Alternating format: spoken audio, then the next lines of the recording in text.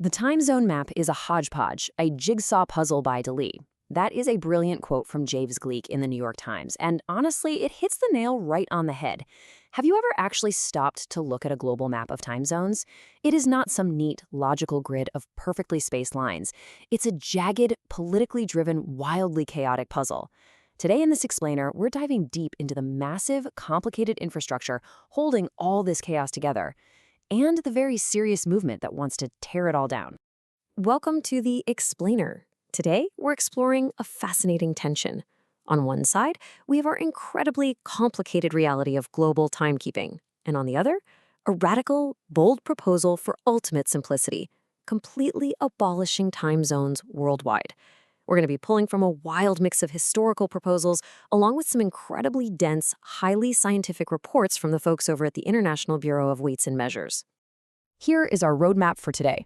We'll kick things off with the time zone hodgepodge, then uncover the complex reality of UTC and wrap our heads around the crazy science of averaging 450 atomic clocks. From there, we'll dive into the universal time proposal, weigh the everyday pros and cons, and finally ask, are we just trading one system for another? Let's jump right into section 1, the time zone hodgepodge. Now, to really grasp why people want to abolish time zones, we have to realize that our current system is actually a pretty recent man-made invention. For most of human history, timekeeping was entirely local. It was basically just looking up at the sun. If the sun was directly overhead, well, it was noon. Simple, right? Even into the 19th century, most towns just kept their own unique local time. It wasn't until 1884 that standardizing time zones formally kicked off in the US, and that was largely just to stop trains from literally crashing into each other.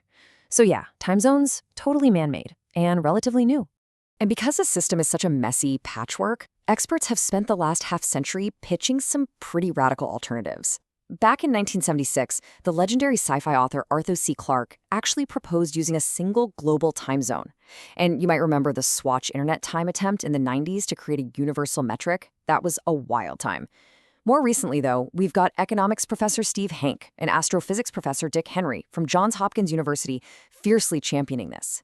They've even integrated a universal time into their proposed Hanke-Henry permanent calendar. All right, moving on to section 2, the complex reality of UTC. Before we start talking about abolishing our whole system, we really need to pull back the curtain on what actually powers it right now. You might think your phone just, inherently knows what time it is. But behind the scenes, since 1988, an institution in France known as the BIPM has been doing the heavy lifting. Under the authority of the International Committee for Weights and Measures, they are the absolute authority maintaining international atomic time and coordinated universal time. So what exactly is UTC? Coordinated Universal Time is the primary standard that the entire world uses to regulate clocks and time. It's absolutely crucial to understand that this isn't just a digital setting you toggle on your laptop. It is a meticulously maintained, hardcore scientific standard, calculated every single month by the physicists and technicians over at the BIPM. And maintaining this standard? It is a frantic, incredibly precise science. Just look at the historical micro-adjustments they had to make back in 1961.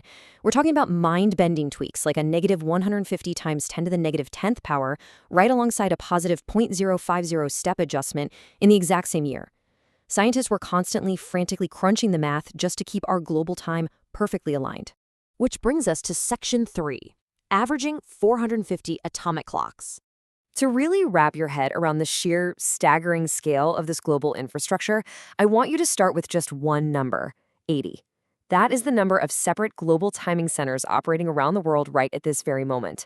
Each one of these facilities is constantly working around the clock, pun intended, to maintain local representations of UTC.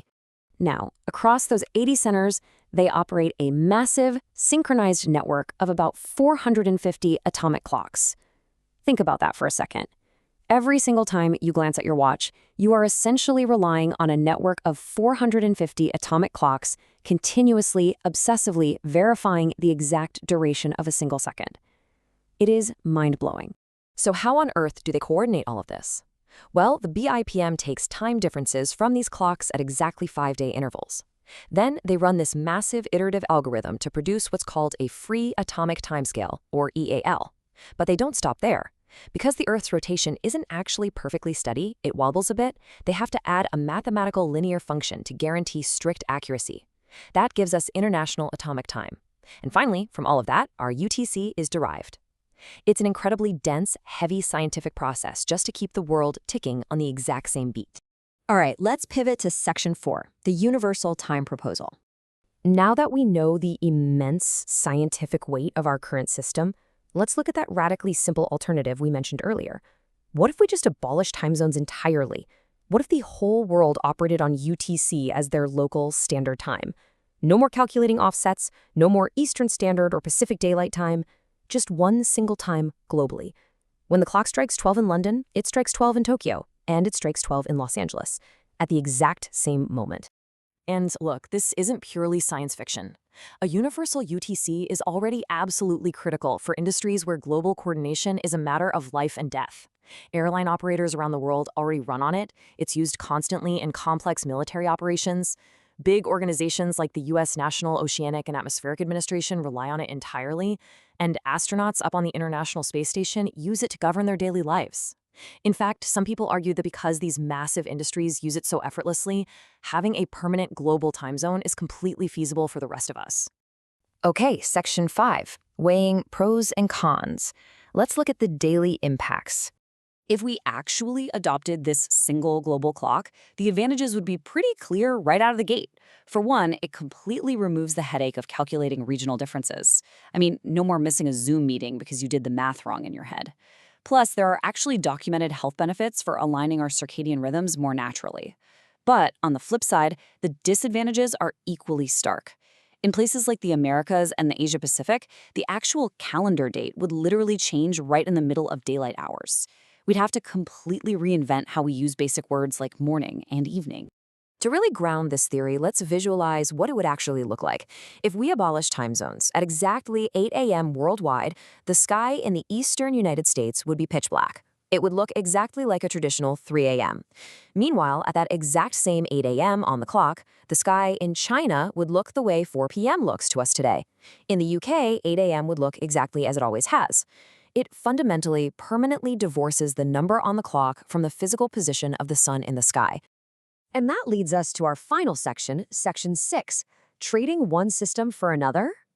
This is the ultimate philosophical hurdle of abolishing time zones. At the end of the day, human activities are always going to be bound by the sun, right? Conceptually, time zones would still exist in our minds. Business hours would just vary by local UTC time. So a standard 9 to 5 in New York might suddenly become a 14:00 to 2200 workday. Your lunch break would happen at wildly different numbers on the clock depending on where you live. School schedules would have to be completely translated for every local area. People are still going to wake up with the sun, they'd just be calling it a different number. We'd effectively be creating localized conceptual time zones anyway. Which leaves us with this final, truly provocative thought. If we rip up that hodgepodge map, if we bypass the massive scientific effort of coordinating local offsets, and we adopt one single universal time everywhere, are we really fixing anything? Or are we just trading one complicated system for a tantamount one? Does radical simplicity actually solve the complexities of human life on a rotating globe? Or does it just shift the math from our clocks right back into our daily schedules?